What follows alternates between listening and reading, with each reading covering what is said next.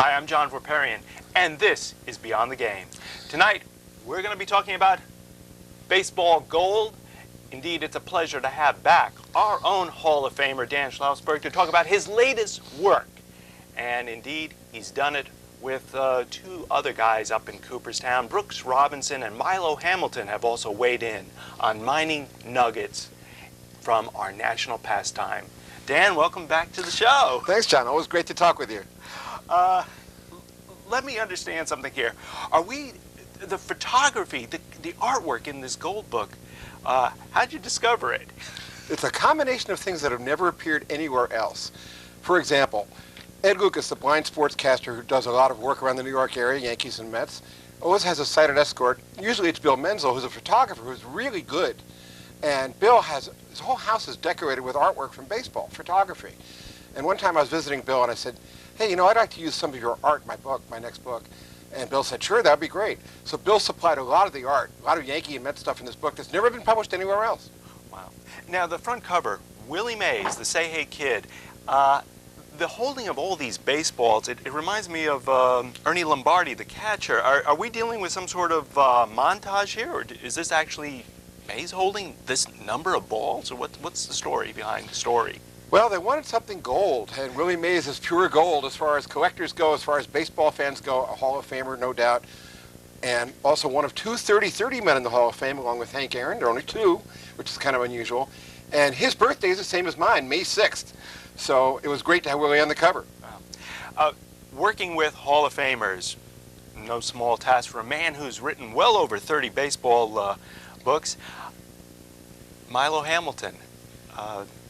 How did you secure him for the writings for this baseball gold book? I was lucky enough a couple of years ago to write Milo's autobiography called Making Airwaves, 60 Years at Milo's Microphone, because he started in 1946. That book was published by another publisher. Came out last year. There's a 2007 edition, an updated edition as well, paperback. And Milo introduced me to the Minute Maid licensing guy, Fred Arnold, who's down in Houston, which is the home of Minute Maid Park, as you know, where the Astros play. And Fred saw my last book, The Baseball Almanac, also published by Triumph Books, and Fred said, I love this book. If you're going to do an updated edition, I'd like to get involved as a sponsor. So 5 years later, for 2007, Minute Maid did sponsor the book, and it really made it easy to put it out and produce it. It was terrific. Yeah. Okay, we have a little list here. And in talking about gold, again, I need a little help, so let's go to the list. Just picking out... what's the notoriety with Doc Ellis, a former Pittsburgh Pirate, New York Yankee? We have a factoid revolving around him. Yeah, people may wonder why is Doc Ellis even in the book, but he did pitch a no-hitter, and of course there are rumors that he pitched it while on LSD. but beyond that, the item I really like is in 1977 he pitched for 7 different major league managers in 1 year. That is a record. Wow, wow. Well, let's staying with skippers. Well, let's talk about a key ball player, an icon in baseball. Babe Ruth and another sport?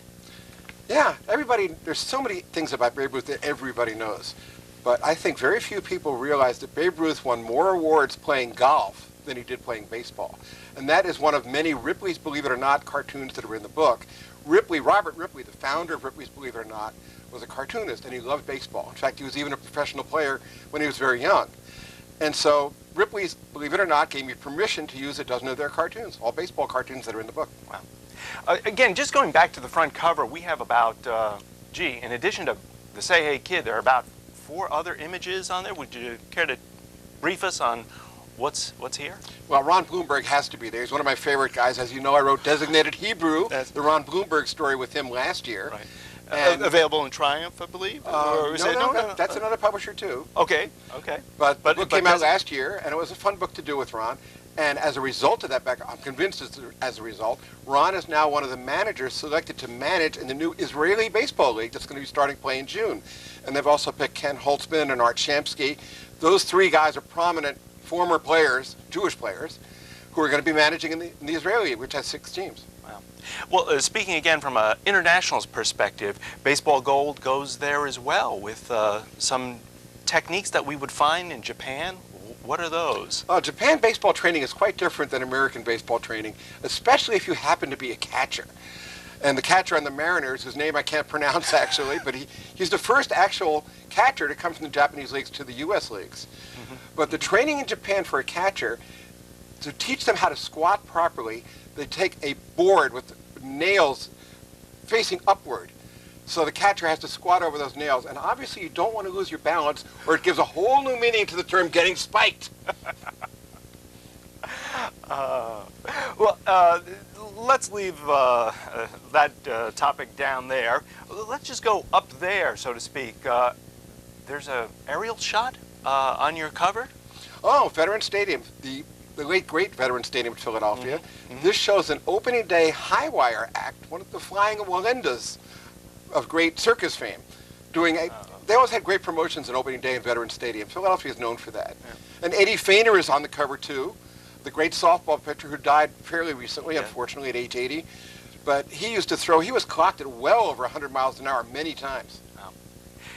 Do you have any factoids about a promoter by the name of Veck, Bill Veck, or? Oh yeah, Bill Veck was the one who planted the ivy at Wrigley Field. Oh, he did? When his father ran the team, Bill Veck Sr., Bill Veck Jr. was the one who suggested planting the ivy in the outfield, just to dress up the park, make it look more like a garden, more pastoral. He thought the fans would be more comfortable. Speaking of Veterans Stadium, opening day, Kevin Elster?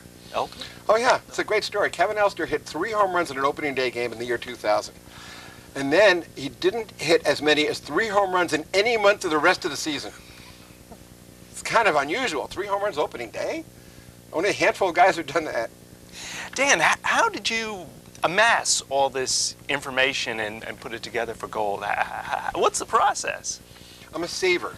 And the key, John, is not to follow any other sport. I've never watched the Super Bowl, never seen an Indy 500, never watched the Final Four. To me, March Madness has to deal with baseball spring training, especially when the World Baseball Classic intervenes. But I save everything. I read every baseball publication. I watch every baseball show on TV. And I save everything. And I look for unusual things, really offbeat, unusual things. And the whole gist of this book is every item in this book could be a Ripley's Believe It or Not. Gee, I didn't know that. Did you know that catchers squatted 650,000 times last year? No, I didn't. There you go.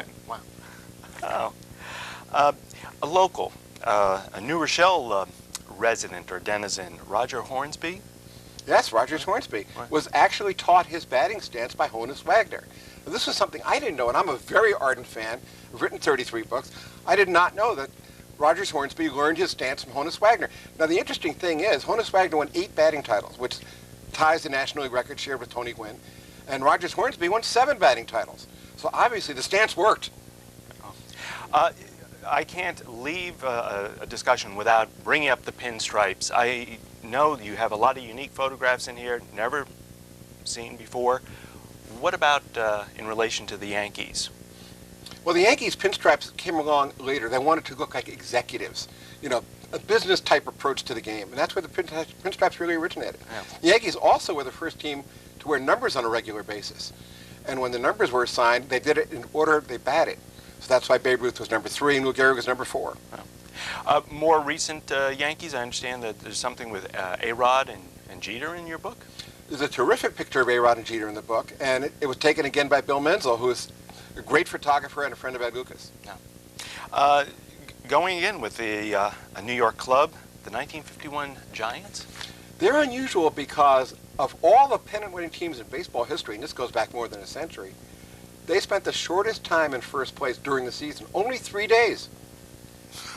And that counts the last day of the season. So before that, and it was also playoff, so before that it was only 2 days. So it was the last day, the day the season ended, and they ended tied with the Brooklyn Dodgers. That was 1 day. The last day when they won, and only 1 other day all season. Wow. Aside from mining nuggets for Baseball Gold and working with Ron Bloomberg on Designated Hebrew and Milo Hamilton's book, and I believe when the Florida Marlins won the World Series, you were there with another book. Number 13, can you tell the viewers what's the key with that uni that's over your shoulder? I wasn't lucky enough to be a player. That's why I wore number 13. But I also like the number. I don't really believe in superstition. I think it's funny, although Ralph Branca wouldn't tell you that because he wore number 13 when he gave up the shot heard around the world to Bobby Thompson. And then he switched to number 12. It really didn't help him very much. Yeah.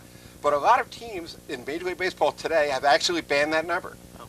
Well, how can you say you don't believe in superstition? I mean, you've followed, you know the career of Wade Boggs and what he usually ate before he went out to play the game. Oh, yeah. He actually wrote a book called Fowl Tips, which is a book of chicken recipes. It was F-O-W-L tips. But isn't baseball a superstitious game? Oh, very much so. But I loved Ralph Kinder's quote. Ralph had a great quote. He said during the time that he played, he never stepped on the white lines. He said he didn't think it would help him or hurt him, but he didn't want to take any chances. When you do watch a game, which would you prefer, a pitcher's duel or a offensive slugfest? I think I like a slugfest best. I think most fans would say that, although a good pitcher's duel, especially a no-hit game, can be very energizing. In fact, I've been to a few games that were close to a no-hitter, and I've actually been to one no-hitter, and the oddity was, this occurred in Arizona in the old Bank One ballpark, which is now Chase Ballpark. Randy Johnson was pitching the game, but he was not the author of the no-hitter. He was pitching against Jose Jimenez for the St. Louis Cardinals. And Jose Jimenez looked so good in the fourth inning, I turned to the person next to me and said, this guy's going to pitch a no-hitter. Sure enough, he pitched a no-hitter. St. Louis scored an unearned run in the ninth inning off Randy Johnson. They won 1-0.